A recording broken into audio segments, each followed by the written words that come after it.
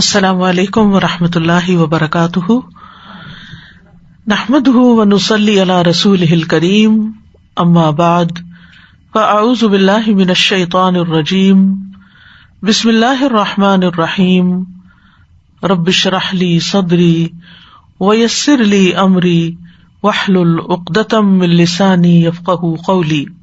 آج ہم انشاءاللہ امثال القرآن پروگرام میں سب سے پہلی مثال کا ذکر کریں گے جو منافقین کے بارے میں ہے۔ یہ مثال سورۃ البقرہ کے شروع میں آئی ہے اور یہ پہلا مقام ہے جہاں اللہ سبحانہ تعالیٰ نے مثال بیان کی ہے۔ یعنی جب آپ قرآن مجید کو سورۃ الفاتحہ سے شروع کرتے ہیں تو سب سے پہلے آنے والی مثال یعنی قرآنی مثال یہی مثال ہے جو منافقین کے بارے میں ہے۔ ہم دیکھتے ہیں کہ سورۃ البقرہ کے آغاز میں اللہ سبحانہ تعالیٰ نے 3 گروہوں کا ذکر کیا ہے۔ سب سے پہلا گروہ اہل ایمان کا گروہ ہے، مومنوں کا گروہ ہے، جن کے بارے میں اللہ سبحانہ تعالیٰ نے 4 آیات میں گفتگو کی ہے۔ آئیے ان کی تلاوت سنتے ہیں تاکہ یاد دہانی ہو جائے، تذکرہ ہو جائے کہ مومنین اور متقین کیسے ہوتے ہیں۔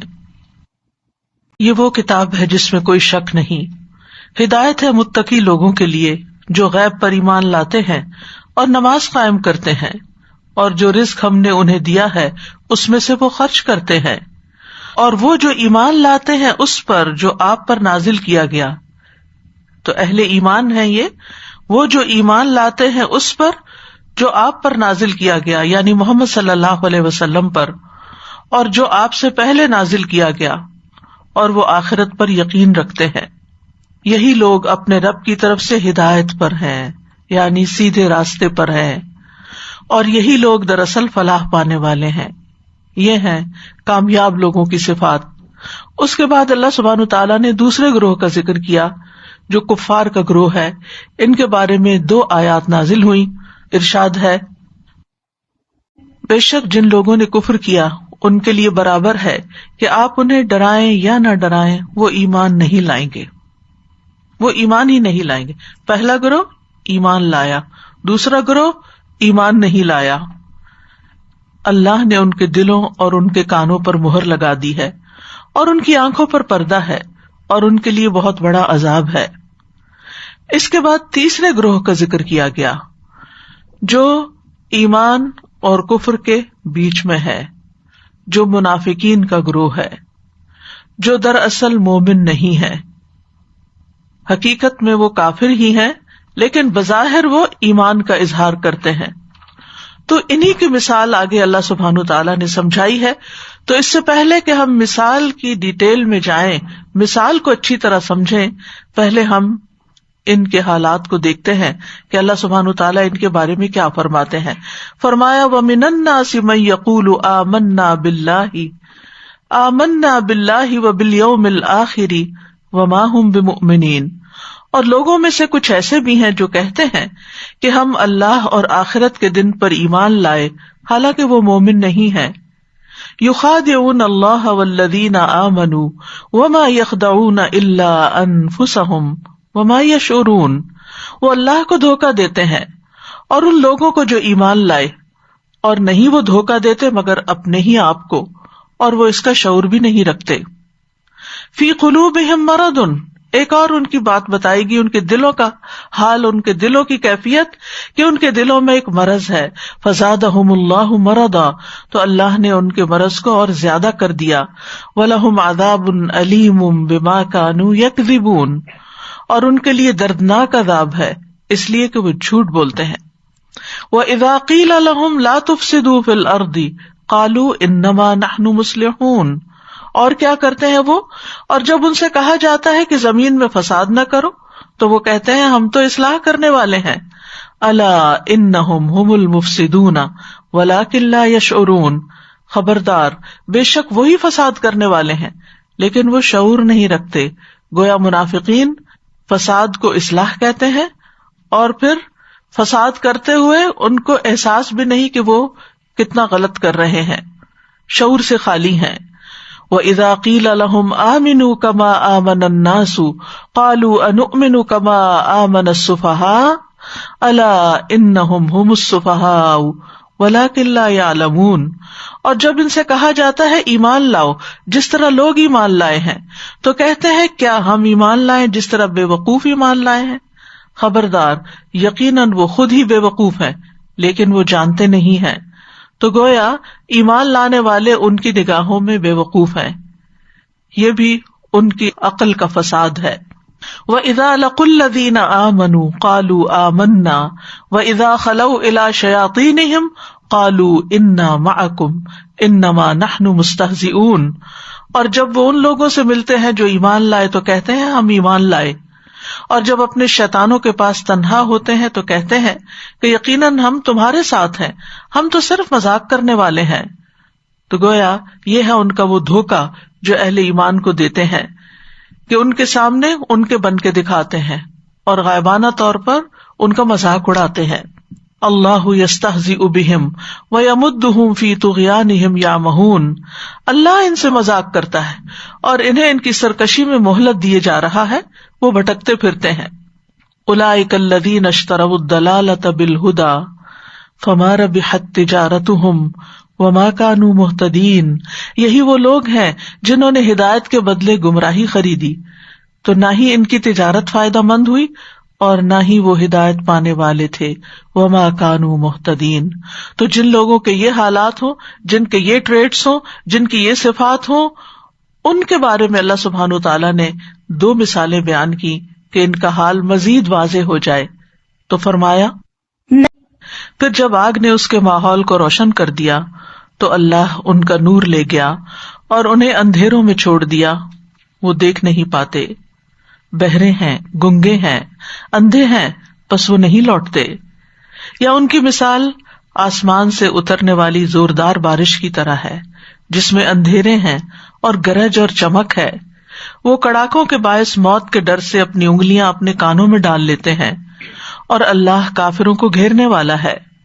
قریب ہے کہ بجلی ان کی آنکھوں کی روشنی اچک لے جائے، جب بھی وہ ان کے لیے روشنی کرتی ہے تو وہ اس میں چل پڑتے ہیں، اور جب ان پر اندھیرا چھا جاتا ہے تو وہ کھڑے رہ جاتے ہیں، اور اگر اللہ چاہتا تو ان کی سماعت اور ان کی بصارت کو لے جاتا، بے شک اللہ ہر چیز پر خوب قدرت رکھنے والا ہے۔ مومنوں کے بارے میں 4 آیات میں بات کی گئی، کفار کے بارے میں 2 آیات میں بات کی گئی، اور منافقین کے بارے میں 13 آیات میں بات کی گئی ہے۔ یہ 13 آیات منافقین کے اوصاف اور حالات کے بارے میں وارد ہوئی ہیں۔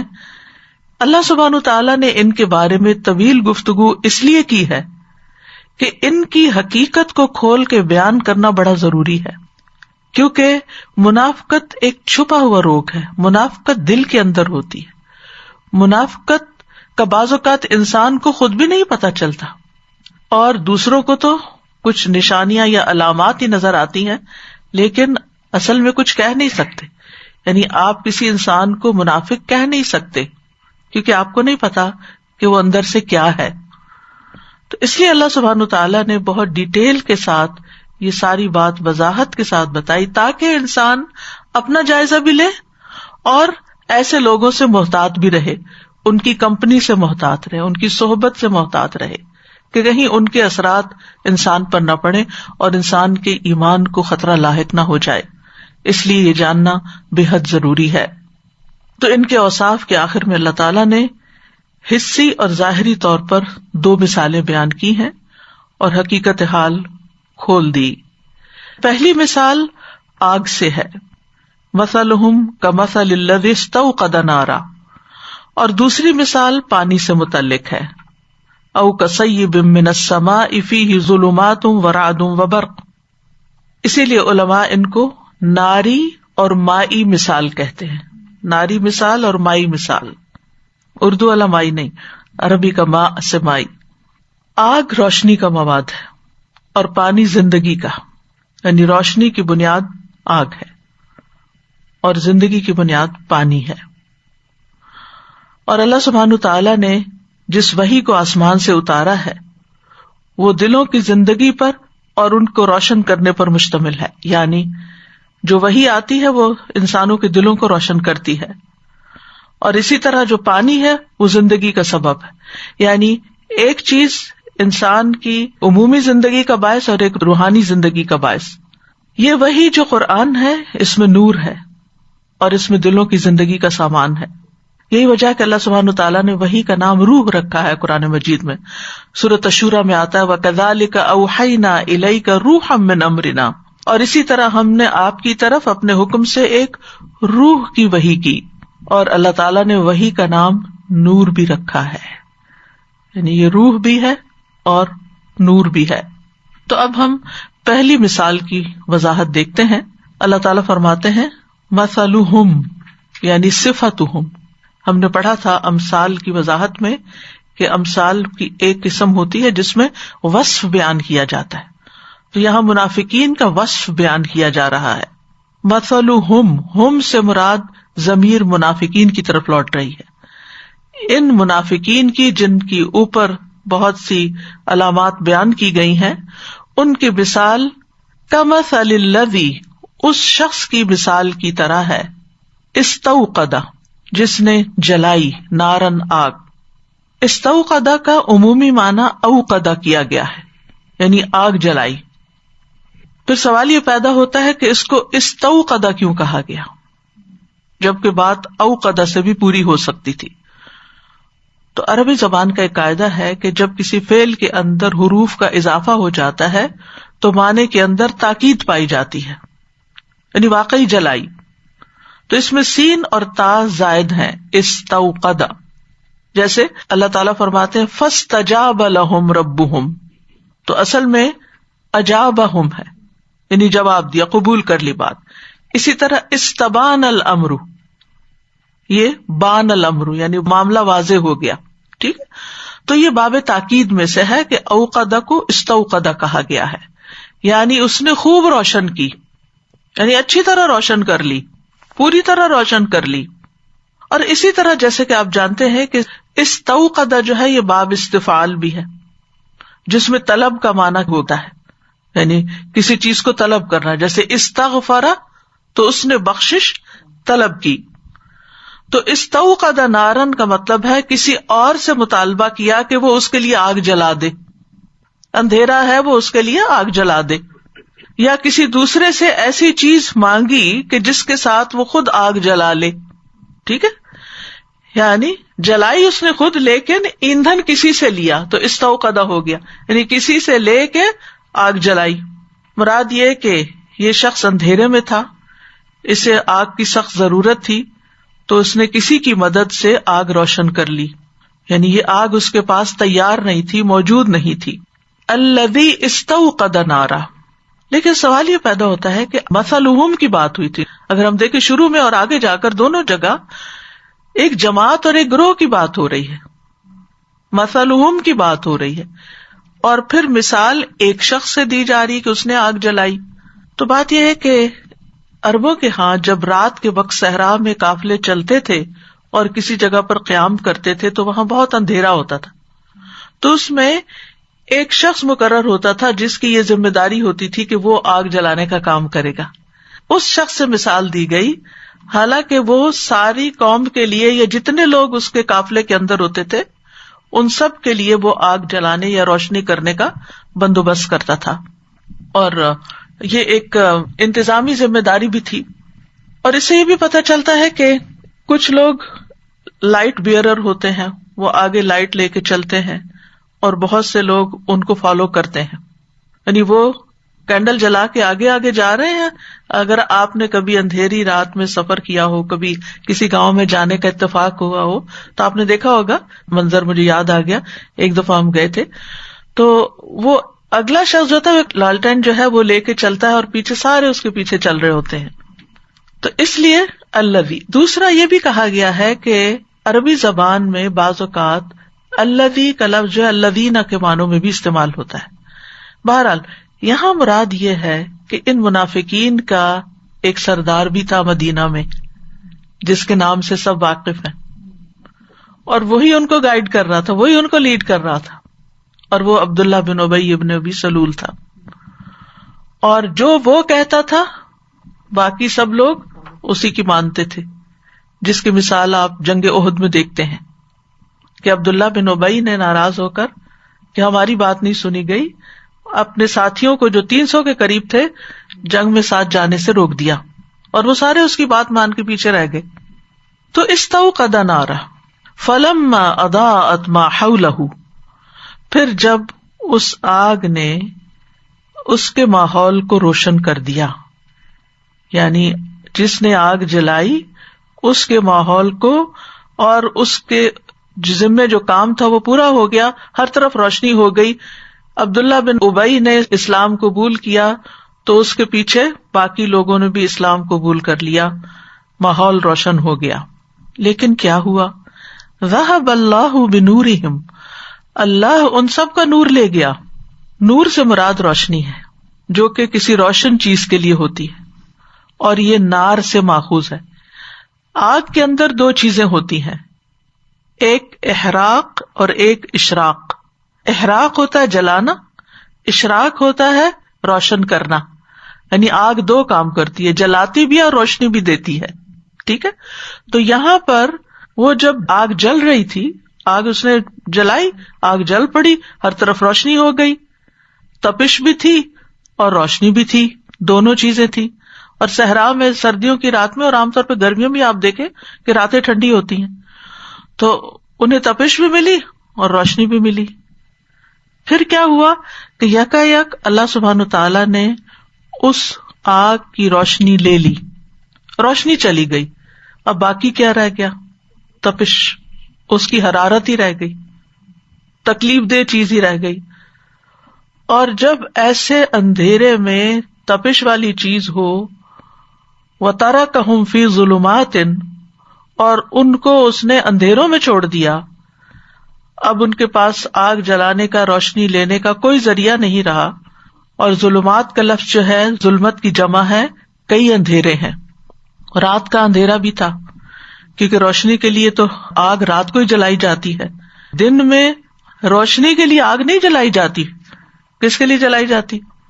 تپش حاصل کرنے کے لیے، کچھ پکانے کے لیے. تو رات کا اندھیرا بھی تھا، پھر اس ماحول کا اندھیرا تھا، خاص طور پر جب فضا میں بادل ہوں تو اور بھی اندھیرا ہوتا ہے، ورنہ تو ستاروں کی کچھ نہ کچھ روشنی ہوتی ہے. تو اندھیروں پر اندھیرا تھا. اور تیسرا وہ سخت اندھیرا جو لائٹ کے اچانک چلے جانے سے ہو جاتا ہے، یعنی وہ شدید اندھیرا ہوتا ہے. ایک اندھیرا ہوتا ہے نا جس سے آپ مانوس ہو چکے ہوتے ہیں، اس میں آپ کی آنکھیں اور کھل جاتی ہیں، آپ کو کچھ نہ کچھ نظر آنے لگتا ہے، یعنی کوئی نہ کوئی سینس کر لیتے ہیں آپ. لیکن رات بھی اندھیری، بادل بھی، اوپر سے جو لائٹ تھی وہ بھی چلی گئی. اب آپ اندازہ لگا سکتے ہیں کہ اندھیرے کا عالم کیا ہے. وَتَرَكَهُمْ فِي ظُلُمَاتٍ لَا يُبْصِرُونَ، اب وہ دیکھ ہی نہیں پا رہے، ان کو کچھ بھی نظر نہیں آ رہا. انتہائی اندھیرے میں ہے، انتہائی غفلت میں ہے، انتہائی مصیبت میں ہے، انتہائی مشکل میں ہے. اور اوپر سے سمن، بہرے ہیں، سن نہیں سکتے. سم جو ہے اسم کی جمع ہے. یہ وہ شخص ہوتا ہے جس کی سماعت کھو گئی ہو، یعنی بہرا ہو گیا ہو. بکمن، بول نہیں سکتے. ابکم کی جمع ہے. یہ وہ شخص ہوتا ہے جو کلام کرنے سے عاجز ہو، بات نہیں کر سکتا، کہ وہ حق کے ساتھ بول نہیں سکتا. امیون، اعمیٰ کی جمع ہے. یہ ظاہری آنکھوں کے نابینا ہونے کے لیے بھی بولا جاتا ہے اور دل کی بصیرت سے نابینا ہونے کے لیے بھی بولا جاتا ہے. تو اب کیا ہے، ایک تو ویسے اندھیرا ہے، اوپر سے ان کی سماعت بھی نہیں ہے، بصارت بھی نہیں ہے، اور بول بھی نہیں پا رہے. اب آپ سوچئے ان کا حال کیا ہوگا. اگر وہ ایک قدم بھی بڑھائیں گے تو جلتی آگ پہ، جلتے انگاروں پہ، وہ انگارے جن کی روشنی چلی جاتی ہے اور وہ راکھ کے اندر ہوتے ہیں، کتنے خطرناک ہوتے ہیں. وہ نظر نہیں آتے، لیکن اگر اس پہ پاؤں پڑ جائے آپ کا تو اللہ اکبر. اب ان کا حال یہ ہے کہ بالکل اندھیروں میں ہے، اندر بھی اندھیرے ہیں، باہر بھی اندھیرے ہیں. فہم لا یرجعون، اب یہ کبھی بھی اسلام کی طرف نہیں لوٹیں گے، نہ یہ توبہ کریں گے، نہ وہ نصیحت حاصل کریں گے. اب آپ اندازہ لگا سکتے ہیں کہ منافقت کتنی شدید چیز ہے، کیونکہ دیکھنے کے لیے انسان کو باہر کی روشنی بھی چاہیے ہوتی ہے اور آنکھ کی روشنی بھی چاہیے ہوتی ہے. اگر ان دو روشنیوں میں سے ایک چلی جائے تو کیا ہوتا ہے؟ انسان نہیں دیکھ سکتا. یعنی اگر ماحول میں اندھیرا ہو تو چاہے آپ کی آنکھیں پرفیکٹ ہوں آپ نہیں دیکھ سکتے, اور اگر آپ کی آنکھیں نابینا اور باہر چاہے سورج نکلا ہو تو آپ نہیں دیکھ سکتے. یہاں مصیبت کیا آئی کہ دونوں ہی نہیں ہے, نہ باہر کی نہ اندر کی, کچھ بھی نہیں ہے, ٹوٹلی لاسٹ, ٹوٹلی خسارے میں, کہ جدھر بھی جائیں گے نقصان ہی اٹھائیں گے. کوئی عمل قبول نہیں, کسی قسم کی کوئی خیر نہیں, اور وہ اپنے آپ کو بڑے اسمارٹ سمجھتے ہیں. جیسے کہ پچھلی آیات میں وہ منافقوں کے سرداروں سے جا کے کہتے ہیں ہم تمہارے ساتھ ہیں. یہود کے سرداروں سے بیسیکلی طاغوتوں سے جا کے کہتے تھے کہ ہم تو ایسے ہی مسلمانوں کو دھوکہ دے رہے ہیں, اصل میں تو ہم تمہارے ساتھ ہیں. تو بہرحال ان منافقین کی حالت کو ایسے گروہ کے ساتھ تشبیہ دی گئی ہے جو اندھیری رات میں کسی جنگل وغیرہ میں ہو, اور اس میں سے ایک شخص نے حرارت اور روشنی حاصل کرنے کے لیے آگ جلائی, پھر آگ خوب روشن ہو جانے کے بعد بجھ گئی, اور اب وہ اندھیروں میں بیٹھے ہیں اور کئی اندھیرے جمع ہو گئے ہیں اور آگ کی صرف حرارت باقی ہے اور کچھ بھی نہیں. تو یہی منافق کا حال ہے. یہ دنیا میں کفر, شرک اور نفاق کے اندھیروں میں ادھر ادھر بھٹک رہے ہیں, اور آخرت میں قبر کے اندھیرے اور حشر کے اندھیرے اور جہنم کے اندھیرے, ان سب میں گھرے ہوئے ہوں گے. نعوذ باللہ من ذالک. اور احساس بھی نہیں ہے, شعور بھی نہیں ہے کہ وہ کس طرف بھاگے جا رہے ہیں. ان سارے اندھیروں کو جمع کریں آپ, کفر, شرک, نفاق, غفلت, جہالت, اور پھر موت کے بعد بھی اندھیروں کا جو سلسلہ شروع ہوا, قبر میں اندھیرا, حشر میں اٹھے تو حشر میں بھی اندھیرا, اور پھر آگے جہنم. آپ کو معلوم ہے کہ اللہ تعالیٰ نے جس طرح دہکائی ہے وہ اندھیری ہے, اس میں حرارت ہے لیکن روشنی نہیں ہے. تھوڑی دیر کے لیے بھی اگر مکمل اندھیرا ہو نا تو انسان کا دل گھبرانے لگتا ہے, اس سے کوئی کام نہیں ہوتا. یہی وجہ ہے کہ ان کے دلوں کا حال بھی پھر ایسا ہی ہے کہ اس میں کسی قسم کی کوئی خوشی نہیں, کوئی چین نہیں, کوئی امن نہیں. عبداللہ بن مسعود رضی اللہ عنہ کہتے ہیں کہ نبی صلی اللہ علیہ وسلم جب مدینہ تشریف لائے تو کچھ لوگ ابتداء میں مسلمان ہو گئے لیکن پھر جلد ہی منافق ہو گئے. ان کی مثال اس شخص کی سی ہے جو اندھیرے میں تھا تو اس نے روشنی جلائی, یعنی کفر کے اندھیرے میں تھا, اسلام کی روشنی آئی, اس کا ماحول روشن ہو گیا, مفید اور نقصان دہ چیزیں اس پہ واضح ہو گئیں کہ کس چیز میں خیر ہے کس میں شر ہے, کہ اچانک وہ روشنی بجھ گئی اور وہ واپس اندھیروں میں لوٹ گئے. یہی حال منافقین کا تھا. پہلے وہ شرک کی تاریکی کے اندھیروں میں تھے, مسلمان ہوئے تو اسلام کی روشنی میں آئے, حلال و حرام کو پہچان گئے, دوبارہ کفر اور نفاق کی طرف لوٹ گئے تو ساری روشنی جاتی رہی. تو اس مثال میں نور جو ہے یہ دراصل پہلی بار ایمان لانے کا نور ہے, یعنی وہ نور جو انسان دل سے جب اسلام قبول کرتا ہے تو انسان کو نصیب ہوتا ہے, کیونکہ وہ پہلے اسلام میں داخل ہوا تھا, دل سے ایمان لایا تھا. تو یہ ایک وقتی ایمان تھا اور بہت جلد یہ الٹ گیا, تو اس نے دل میں کفر اختیار کر لیا اور ظاہری طور پر اسلام پہ باقی رہا, کیونکہ منافق وہی ہوتے ہیں جو ظاہری طور پر اسلام پہ باقی رہتے ہیں. اس کی دلیل وہ آیت ہے جو سورۃ المنافقون میں ہے, ذالک بانہم آمنوا ثم کفروا فطبع علی قلوبہم فہم لا یفقہون. یہ اس لیے کہ بے شک وہ ایمان لائے پھر انہوں نے کفر کیا تو ان کے دلوں پہ مہر لگا دی گئی, سو وہ نہیں سمجھتے. اور یہ جو ماحول روشن ہوا تھا ان کا اسلام لانے کی وجہ سے, تو وہ اسلام سے ملنے والے فوائد تھے.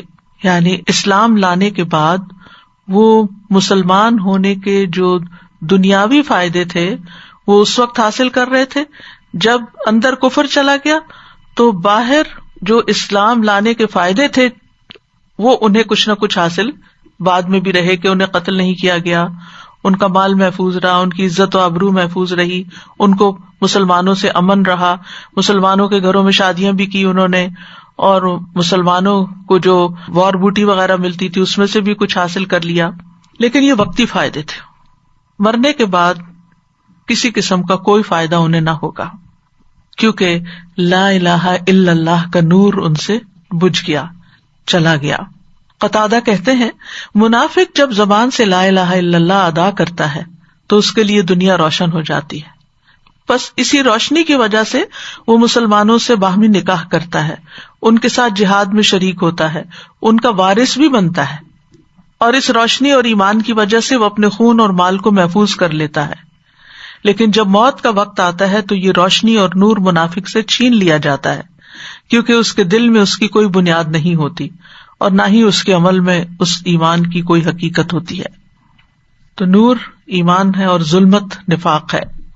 ابن عباس کہتے ہیں کہ نور سے مراد ان کا ایمان ہے جس کے بارے میں وہ باتیں کرتے تھے، اور ظلمت سے مراد ان کی گمراہی اور کفر ہے جس کے ساتھ وہ کلام کرتے تھے. یعنی کبھی ایمان کی باتیں کرتے تھے اور کبھی کفر کی باتیں کرتے تھے، لیکن لا الہ ہؤلاء ولا الہ ہؤلاء.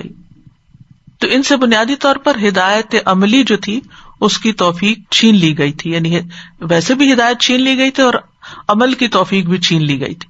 اسی لیے جب نماز کی طرف آتے تھے تو انتہائی سستی کے ساتھ، اللہ کے راستے میں دینا پڑتا تھا تو بہت بددلی کے ساتھ دیتے تھے. تو بہرحال جو فائدے کی چیز تھی اصل میں، کیونکہ سب سے زیادہ قیمتی اور فائدے کی چیز انسان کا ایمان ہے، لا الہ الا اللہ ہے. اور جب انسان کا اس سے اعتقاد اٹھ جاتا ہے یا اس کے بارے میں انسان شک کرنے لگتا ہے تو پھر انسان اسی مصیبت میں گرفتار ہوتا ہے جس میں وہ لا الہ الا اللہ سے پہلے گرفتار تھا. اسی طرح یہ بھی کہا گیا ہے کہ یہ قول یہود کے بارے میں بھی ہے، کیونکہ نبی صلی اللہ علیہ وسلم کی آمد سے پہلے وہ آپ کا انتظار کر رہے تھے. جب آپ صلی اللہ علیہ وسلم ظاہر ہوئے تو ان کو یہ سمجھ آ گئی کہ آپ ہی سچے نبی ہیں، اور ان کے دلوں نے کچھ یقین بھی کر لیا. یہ تو آپ جانتے ہیں نا کہ یہود کا اصل وطن فلسطین تھا، لیکن وہاں سے وہ مدینہ کی طرف کیوں آ گئے تھے؟ کیونکہ ان کی کتابوں میں یہ نشانیاں ملتی تھی کہ آخری نبی اس طرف آئے گا، تو وہ اس کے انتظار میں یہاں تھے. اور جب آپ تشریف لائے تو ان کو یقین بھی آ گیا، لیکن پھر انہوں نے حسد کیا اور اپنی سرداری کے چھن جانے کا خوف ہوا، لہذا انہوں نے انکار کر دیا، اور اب وہ مکمل اندھیرے میں ہیں. استاذہ ابھی جو آپ نے سمجھایا ہے مجھے بہت اچھی طرح سمجھ آئی، لیکن ایک چیز سمجھ نہیں آ رہی کہ انہوں نے جب آگ جلائی تو اللہ تعالیٰ نے کیوں پھر اس کو بچا دیا؟ کیونکہ دل میں انہوں نے انکار کر دیا، پھر دل سے نہیں مانا تھا، پہلے مانا پھر نہیں مانا. یہ اس کی وضاحت سورۃ المنافقون میں ہوتی ہے، ذالک بانہم آمنوا ثم کفروا. پہلے ایمان لائے تھے لیکن جب کفر کیا اور پھر دل کے اندر کفر تھا، اوپر سے اسلام کا اظہار کرتے تھے، تو اللہ سبحانہ تعالیٰ نے ان کے ساتھ یہ معاملہ کیا، تو اللہ تعالیٰ ان کا نور لے گیا، ان سے ہدایت کی توفیق چھین لی پکا. بس پھر یعنی کہ ان کو اسی حالت میں چھوڑ دیا، سخت ترین اندھیرے میں ہمیشہ کے لیے بھٹکنے کے لیے چھوڑ دیا. یعنی اللہ سبحانہ تعالیٰ کسی پر ظلم نہیں کرتا، اور وہ بلا وجہ کسی کا نور نہیں لیتا، بلا وجہ کسی کا نور نہیں لیتا، بلا وجہ کسی سے نیکی کا موقع نہیں چھینتا. اس میں انسان کا اپنا گناہ یا اپنا کوئی قصور ہوتا ہے جس کی وجہ سے اس سے توفیق چلی جاتی ہے، ہدایت چلی جاتی ہے. نفاق ہے کیا اصل میں؟ یہاں یہ بھی سمجھ لینا چاہیے. نفاق کا لفظ جو ہے یہ نون فا قاف سے ہے. نفقہ، نفق زمین میں موجود سرنگ کو کہتے ہیں جو کہ کسی دوسری جگہ پہ جا کے نکلتے. سرنگ کا ایک حصہ آپ کے قریب ہوتا ہے اور دوسرا کہیں دور پار ہوتا ہے، اور وہ راستہ زمین کے اندر سے جاتا ہے، یعنی ٹنل جس کو کہتے ہیں، یعنی ایسا راستہ جس سے باہر نکلنا ممکن ہو. ایک قول یہ ہے کہ ان کو منافق کا نام اس لیے دیا گیا کیونکہ وہ جنگلی چوہے کی طرح ایک خفیہ راستہ بناتا ہے جو لوگوں سے مخفی ہوتا ہے. جنگلی چوہا اپنے خفیہ راستے میں جسے النافقہ کہتے ہیں داخل ہوتا ہے. اس کے علاوہ اس کا ایک اور راستہ بھی ہوتا ہے جسے القاصعہ کہتے ہیں، جسے وہ دوسروں کے لیے ظاہر کرتے. یعنی ایک اس کا اپنا خاص راستہ ہوتا ہے اور ایک وہ جو دوسروں کو دکھانے کا ہوتا ہے. جب اسے پوشیدہ سوراخ سے ڈھونڈا جائے تو وہ ظاہری سوراخ سے باہر نکل جاتا ہے، پھر وہ خفیہ سوراخ میں داخل ہوتا ہے اور ظاہری سوراخ سے نکل جاتا ہے، یا ظاہری سوراخ سے داخل ہوتا ہے اور چھپے ہوئے سوراخ سے باہر نکل جاتا ہے. آپ کو کبھی ہیمسٹر رکھنے کا یا دیکھنے کا اتفاق ہوا ہو کہ کس طرح وہ اندر راستے بنا رہے ہوتے ہیں، اور وہ ان کا جو رہنے کا طریقہ ہوتا ہے وہ بھی اوپر آپ کو کم ہی نظر آئیں گے، وہ اندر ہی کچھ کاروائیاں کر رہے ہوتے ہیں. تو اسی طرح منافق بھی جو ہے وہ اندر سازشوں کے جال پھیلاتے رہتے ہیں اور اسلام اور مسلمانوں کے خلاف اور دین کے خلاف کوئی نہ کوئی چالیں چلتے رہتے ہیں. اور اسی طرح ایک راستے سے اسلام میں داخل ہوئے اور دوسرے راستے سے باہر نکل گئے. زبان کے ساتھ ایمان کا اظہار کیا اور دل میں کفر کو چھپا کے رکھا. تو ان کی اندر اور باہر کی، ظاہر اور باطن کی جو کیفیت ہے اس میں فرق ہوتا ہے. یعنی ظاہر میں کچھ ہوتے ہیں، باطن میں کچھ ہوتے ہیں. حذیفہ بن یمان سے منافق کے بارے میں پوچھا گیا تو انہوں نے کہا منافق ایسا شخص ہے جو اسلام کا اظہار تو کرتا ہے لیکن اس پہ عمل نہیں کرتا، یعنی اپنی زندگی کو اسلام کے مطابق نہیں لاتا. اور اس کو علماء نے عملی نفاق بھی کہا ہے. یعنی دل میں اس کے شک ہوتا ہے، دل میں اس کے پورا یقین نہیں ہوتا اللہ سبحانہ تعالیٰ کے بارے میں یا آخرت کے بارے میں یا حساب کتاب کے بارے میں، یا ایسا ناقص ایمان ہوتا ہے جس کی وجہ سے اس کے عمل میں کمی ہوتی ہے. تو اس مثال سے کئی باتیں سمجھ میں آتی ہیں. سب سے پہلی بات تو وہی کہ اللہ سبحانہ تعالیٰ ظاہری اور حسی چیزوں کی مثالیں عقلی اور مانوی چیزوں کے ساتھ بیان کرتے ہیں تاکہ انسان اچھی طرح ان کو سمجھ لے. یا جو چیزیں انسان کو ظاہر نہیں ہوتی، اس کے صرف سوچ میں ہوتی ہیں یا اس کے دل میں ہوتی ہیں، ان کو اللہ تعالیٰ کسی ایسی حسی چیز کے ساتھ بیان کرتے ہیں کہ جس سے بات واضح ہو جاتی ہے. جہاں تک نور کا تعلق ہے تو نور کے بارے میں ہمیں قرآن مجید میں کئی آیات سے رہنمائی ملتی ہے کہ نور ہے کیا، کیونکہ ذہب اللہ بنورہم ہے نا، اللہ ان کا نور لے گیا. تو سب سے پہلی بات تو یہ کہ نور کا جو منبع اور سورس ہے وہ اللہ کی ذات ہے. اللہ نور السماوات والارض، اللہ آسمانوں اور زمین کا نور ہے. رسول اللہ صلی اللہ علیہ وسلم جب تہجد کے لیے کھڑے ہوتے تو یہ دعا پڑھا کرتے تھے، اللہم لک الحمد انت نور السماوات والارض ومن فیہن. اے اللہ تیرے ہی لیے سب تعریف ہے، تو آسمانوں اور زمین اور ان میں موجود تمام مخلوق کا نور ہے. یعنی ہر ایک کو جو رہنمائی ملی ہے وہ تیرے سے ہی ملی ہے. مثلاً ایک چیونٹی کو دنیا میں کیا کرنا ہے، کیا میں نے اور آپ نے سکھایا اس کو، یا وہ خود سے خود سیکھیے؟ تو اس کی بھی ایک ہدایت ہے، الذی خلق کل شیء ثم ہدی. تو یہ ہدایت کا نور جو ہے یہ اللہ ہی کی طرف سے آیا ہے. پھر اللہ سبحانہ وتعالیٰ کا کلام یعنی قرآن مجید بھی نور ہے. سورۃ المائدہ میں آتا ہے قد جاءکم من اللہ نور وکتاب مبین، بے شک تمہارے پاس اللہ کی طرف سے ایک نور اور واضح کتاب آئی ہے جس کے ساتھ اللہ ان لوگوں کو جو اس کی رضا کے پیچھے چلے سلامتی کے راستوں کی طرف ہدایت دیتا ہے اور انہیں اپنے حکم سے اندھیروں سے روشنی کی طرف نکالتا ہے اور انہیں سیدھے رستے کی طرف ہدایت دیتا ہے. کعب بیان کرتے ہیں قرآن کو لازم پکڑ لو کیونکہ قرآن عقل کی تیزی، حکمت کی روشنی اور علم کا سرچشمہ ہے. یعنی اس سے بھی نور ہدایت ہمیں ملتا ہے. اللہ کا دین بھی نور ہے. تو ذہب اللہ بنورہم، اللہ ان سے نور لے گیا، یعنی ان کا دین اسلام وہ لے گیا ان سے، تو وہ مسلمان نہیں رہے اب منافق. قرآن مجید میں اللہ کے اس نور یعنی دین کے لیے لفظ جو استعمال ہوتے ہیں سورۃ الصف میں آتا ہے یریدون لیطفئوا نور اللہ بافواہہم واللہ متم نورہ ولو کرہ الکافرون. وہ چاہتے ہیں کہ اللہ کے نور کو اپنی پھونکوں سے بجھا دیں اور اللہ اپنے نور کو پورا کر کے رہنے والا ہے اگرچہ کافروں کو کتنا ہی ناگوار کیوں نہ ہو. تو اللہ کا دین بھی نور ہے، اللہ کی شریعت نور ہے. رسول اللہ صلی اللہ علیہ وسلم نے فرمایا میں تمہیں روشن شریعت پر چھوڑ رہا ہوں جس کی رات بھی اس کے دن کی طرح روشن ہے، جس کی رات بھی اس کے دن کی طرح روشن ہے. یعنی بالکل واضح ہدایات ہیں ہمارے دین میں. پھر اللہ سبحانہ و تعالیٰ اپنے دوستوں کو اندھیروں سے نور کی طرف لاتا ہے. اللہ تعالیٰ ایمان والوں کو اندھیروں سے نکال کے نور کی طرف لاتا ہے. اللہ ولی الذین آمنوا یخرجہم من الظلمات الی النور. اللہ ایمان والوں کا دوست ہے، وہ انہیں اندھیروں سے نکال کر نور کی طرف لاتا ہے. اور وہ لوگ جنہوں نے کفر کیا ان کے دوست باطل معبود ہیں، طاغوت ہیں، وہ انہیں روشنی سے نکال کر اندھیروں میں لاتے ہیں. تو آپ دیکھیے کہ اگر ایک لیڈر غلط رستہ اختیار کر لیتا ہے تو فالوور بھی اس کے پیچھے بھٹک جاتے ہیں. اسی لیے طاغوت کا لفظ سرکش لیڈرز کے لیے بھی استعمال ہوتا ہے کہ جو کثیر تعداد کو اپنے پیچھے گمراہ کر لیتے ہیں. انبیاء کے ذریعے اللہ تعالیٰ اندھیروں سے روشنی کی طرف لوگوں کو لاتے ہیں. سورۃ ابراہیم میں آتا ہے وَلَقَدْ أَرْسَلْنَا مُوسَىٰ بِآيَاتِنَا أَنْ أَخْرِجْ قَوْمَكَ مِنَ الظُّلُمَاتِ إِلَى النُّورِ، اور بلا شبہ یقیناً ہم نے موسیٰ کو اپنی نشانیاں دے کر بھیجا کہ اپنی قوم کو اندھیروں سے روشنی کی طرف نکالیں. پھر اسی طرح رسول اللہ صلی اللہ علیہ وسلم کے بارے میں آتا ہے رسولا یتلو علیکم آیات اللہ مبینات لیخرج الذین آمنوا وعملوا الصالحات من الظلمات الی النور، ایک ایسا رسول جو تمہیں اللہ کی واضح آیات پڑھ کر سناتا ہے تاکہ ایمان لانے والوں اور نیک عمل کرنے والوں کو تاریکیوں سے نکال کر روشنی کی طرف لائے.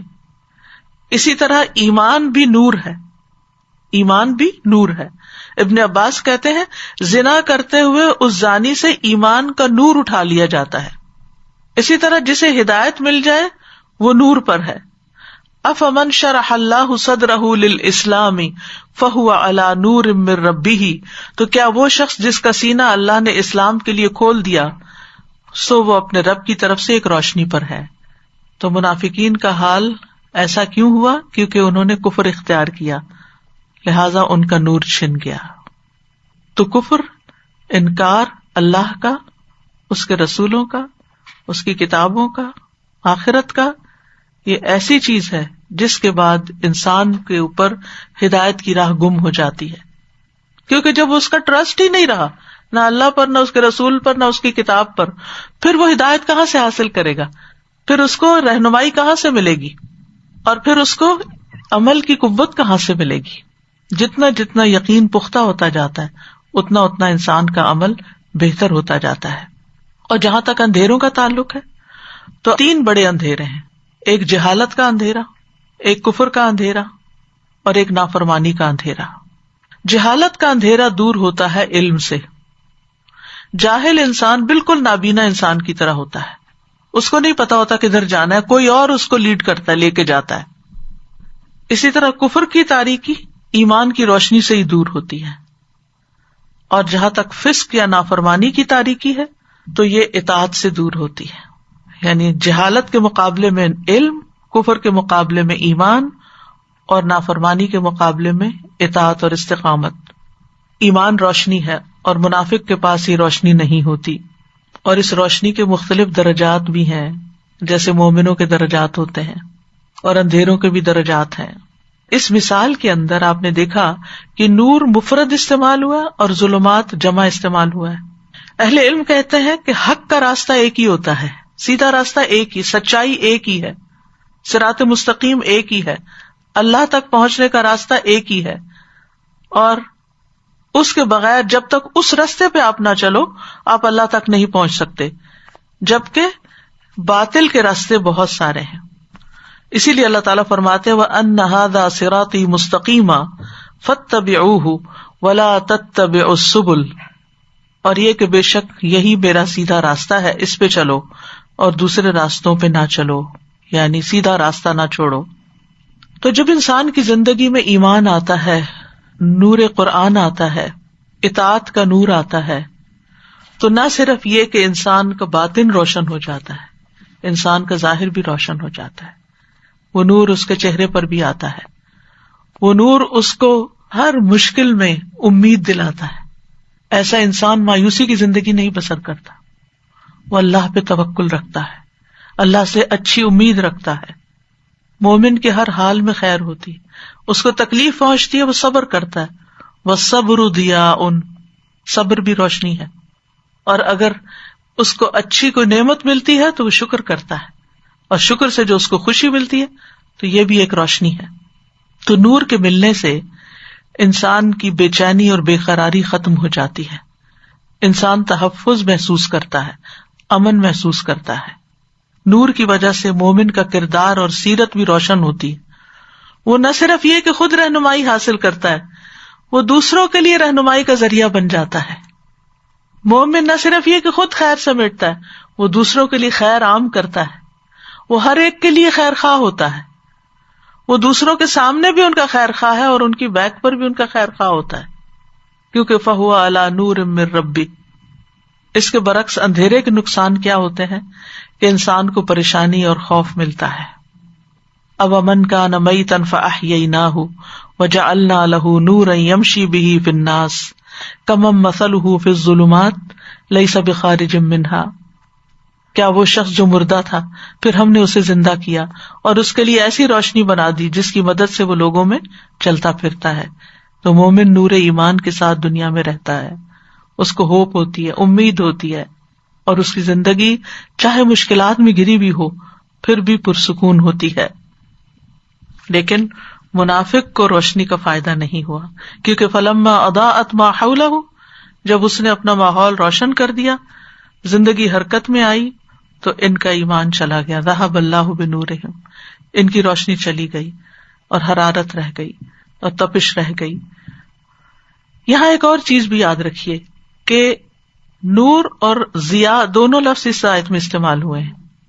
فلما اضاءت ما حولہ ذہب اللہ بنورہم، اس نے ماحول کو روشن کیا اور اللہ ان کا نور لے گیا.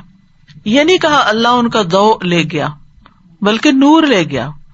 مطلب یہ ہے کہ جو ضیاء ہوتا ہے نا، وہ نور سے روشنی حاصل کرتا ہے. جیسے چاند جو ہے والقمر ضیاء، قرآن میں آتا ہے نا کہ چاند کو روشن بنایا، تو چاند جو ہے اس کی اپنی روشنی نہیں، وہ روشنی لیتا ہے.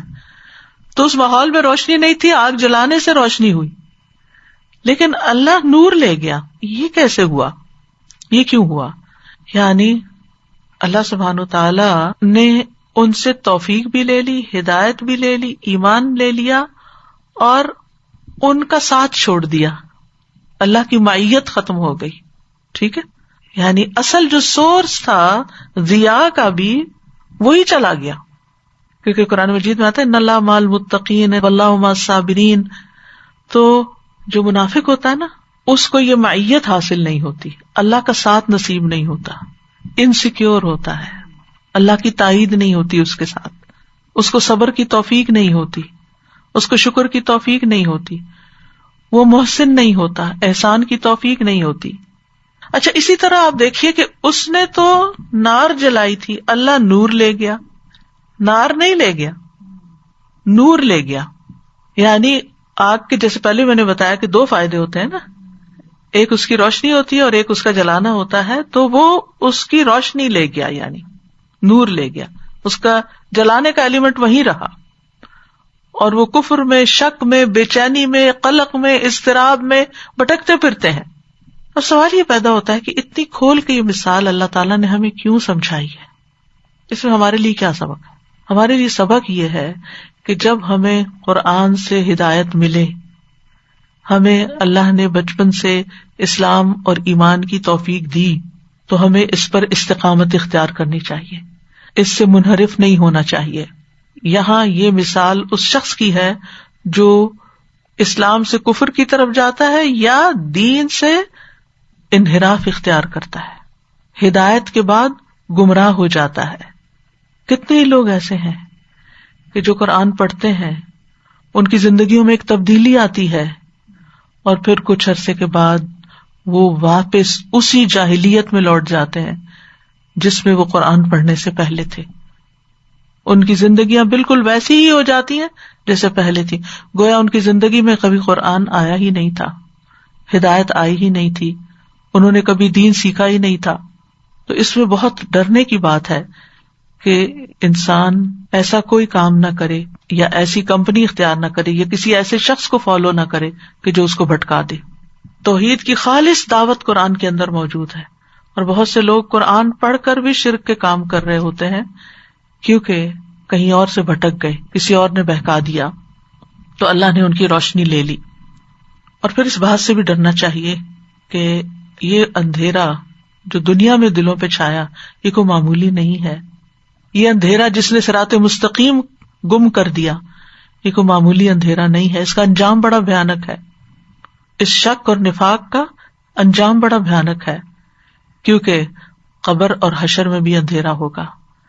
قیامت کے دن کا اندھیرا، وہاں مومنوں کو جو نور ملے گا، یوم تری المؤمنین والمؤمنات یسعی نورہم بین ایدیہم وبایمانہم، جس دن آپ ایمان والے مردوں اور عورتوں کو دیکھیں گے، ان کی روشنی ان کے آگے، ان کے دائیں طرف دوڑ رہی ہوگی. آج تمہیں ایسے باغوں کی خوشخبری ہے جن کے نیچے نہریں چلتی ہیں، ہمیشہ ان میں رہنے والے ہو، یہی بہت بڑی کامیابی ہے۔ یہ اس دن مومنوں کا حال ہوگا۔ منافقوں کا کیا حال بتایا گیا؟ یوم یقول المنافقون والمنافقات للذین آمنوا انظرونا نقتبس من نورکم قیل ارجعوا وراءکم فالتمسوا نورا فضرب بینہم بسور لہ باب باطنہ فیہ الرحمہ وظاہرہ من قبلہ العذاب۔ جس دن منافق مرد اور منافق عورتیں ان لوگوں سے کہیں گے جو ایمان لائے، ہمارا انتظار کرو کہ ہم تمہاری روشنی سے کچھ روشنی دیں۔ یعنی دنیا میں جیسے ہم تمہارے ساتھ رہتے تھے، الم نکم معکم، تمہارے ساتھ ہی رہتے تھے نا، تو وہ مسلمانوں کی مدد کے ساتھ سروائیو کر رہے تھے، ان کی پروٹیکشن میں جی رہے تھے۔ خصوصاً مدینہ کے حالات کو آپ دیکھیں۔ تو اب کیا ہوا؟ قیامت کے دن بھی وہ کہیں گے کہ تم کدھر جا رہے ہو، ہمیں بھی روشنی دو۔ سورۃ الحدید کی آیت نمبر 13 ہے، ہمارا انتظار کرو کہ ہم تمہاری روشنی سے کچھ روشنی حاصل کر لیں۔ کہا جائے گا اپنے پیچھے لوٹ جاؤ، بس کچھ روشنی تلاش کرو، واپس جاؤ جہاں نور کا منبع ہے، وہاں سے روشنی لے کے آؤ، یہاں ہم نہیں دے سکتے۔ اور جب وہ لینے کے لیے جائیں گے تو وہاں تو کوئی روشنی نہیں مل رہی ہوگی، واپس ایمان والوں کی طرف پلٹیں گے تو ان کے درمیان ایک دیوار حائل کر دی جائے گی۔ پہلے وہ ایمان والوں کے ساتھ تھے، اب کیا ہوا؟ بیچ میں دیوار آ گئی، جس میں ایک دروازہ ہوگا، اس کی اندرونی جانب اس میں رحمت ہوگی جس طرف مومن ہوں گے، اور بیرونی جانب عذاب ہوگا۔ رسول اللہ صلی اللہ علیہ وسلم نے فرمایا، قیامت کے دن ہر ایک آدمی کو، خواہ وہ منافق ہو یا مومن، نور ملے گا، لوگ اس نور کے ساتھ چلیں گے، جبکہ جہنم کے پل پر آنکڑے اور کانٹے ہوں گے، جن کے لیے اللہ چاہے گا وہ ان کو پکڑ لیں گے۔ پھر منافقوں کا نور بجھ جائے گا اور مومن نجات پا جائیں گے۔ صم بکم عمی فہم لا یرجعون، نہ سن سکتے ہیں، نہ بول سکتے ہیں، نہ دیکھ سکتے ہیں، تو اب یہ واپس نہیں پلٹیں گے۔ ہدایت کے 3 دروازے ہیں یہ۔ ابن قیم کہتے ہیں جب آگ نے ان کے لیے روشنی کر دی تو انہوں نے دیکھ لیا اور پہچان گئے کہ یہ آگ بجھ گئی اور وہ اندھیروں میں رہ گئے، تو اب وہ نہ دیکھ سکتے ہیں، نہ سن سکتے ہیں، اور نہ حق بات بولتے ہیں۔ یعنی نہ حق بات سننے کی توفیق ہے انہیں، مجلسوں میں حاضر بھی ہوتے ہیں، کچھ سمجھتے نہیں، باہر نکل کے پوچھتے ہیں یہ آج کیا نازل ہوا تھا، یہ کیا کہا تھا انہوں نے، ان کا دل ہی نہیں ہوتا، اس میں دلچسپی نہیں ہوتی، بات اندر ہی نہیں اترتی، کچھ ساتھ لے کے ہی نہیں جاتے، کچھ یاد ہی نہیں رکھتے، کائنات کی نشانیوں سے بھی انہیں کوئی عبرت حاصل نہیں ہوتی، دل بھی ان کے اندھیرے میں ہے، زبان سے بھی کبھی انہوں نے کوئی خیر کی بات نہیں نکالی، یعنی آنکھ اور کان کے ہوتے ہوئے ان سے فائدہ نہیں اٹھاتے، جیسے قرآن مجید میں آتا ہے نا، وَلَقَدْ ذَرَأْنَا لِجَهَنَّمَ كَثِيرًا مِنَ الْجِنِّ وَالْإِنسِ لَهُمْ قُلُوبٌ لَا يَفْقَهُونَ بِهَا وَلَهُمْ أَعْيُنٌ لَا يُبْصِرُونَ بِهَا وَلَهُمْ آذَانٌ لَا يَسْمَعُونَ بِهَا أُولَٰئِكَ كَالْأَنْعَامِ بَلْ هُمْ أَضَلُّ أُولَٰئِكَ هُمُ الْغَافِلُونَ۔ بلا شبہ یقیناً ہم نے بہت سے جن اور انسان جہنمی کے لیے پیدا کیے، ان کے دل ہیں جن کے ساتھ وہ سمجھتے نہیں، آنکھیں ہیں جن کے ساتھ وہ دیکھتے نہیں، ان کے کان ہیں جن کے ساتھ وہ سنتے نہیں، یہ چوپایوں کی طرح ہیں، بلکہ ان سے بھی بھٹکے ہوئے جو بالکل بے خبر ہیں۔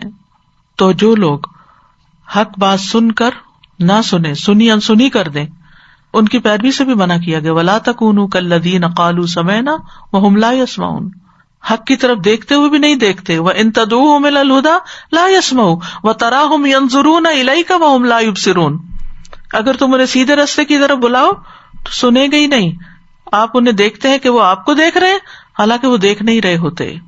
تو ہم سب کے لیے لمحہ فکریہ ہے کہ قرآن کی روشنی، ایمان کی روشنی، اس سے ہم کتنا فائدہ اٹھا رہے ہیں، ہمارا عمل کتنا بدلا، قرآن پڑھ کر ہمارے عمل میں کیا تبدیلی آئی، اور ہم نے اس پر استقامت کتنی اختیار کی۔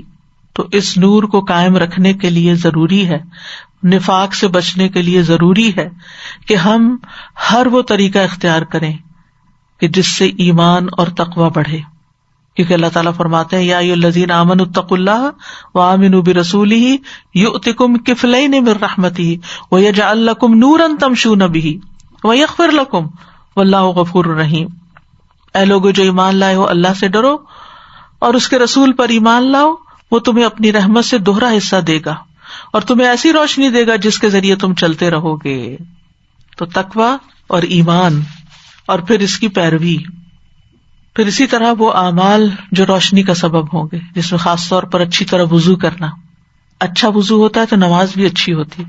قیامت کے دن اہل ایمان کے وضو کے اعضاء چمکیں گے، وہ ان کے لیے روشنی پیدا کریں گے. پھر 5 نمازوں کی پابندی.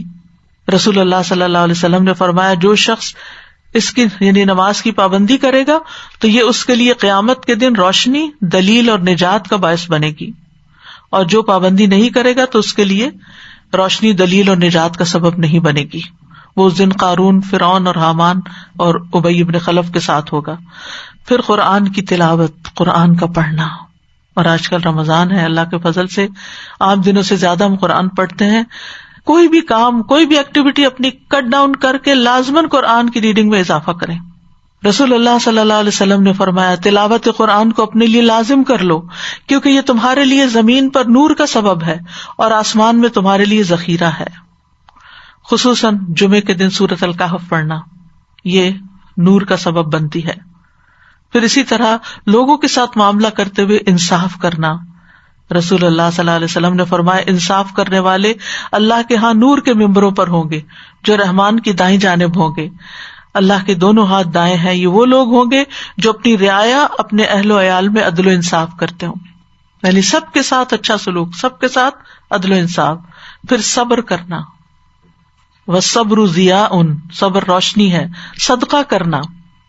نبی صلی اللہ علیہ وسلم رمضان میں تیز آندھی سے بھی زیادہ سخی ہو جاتے تھے، یعنی ہر طرف سخاوت کرتے تھے. اور صدقہ نور ہے.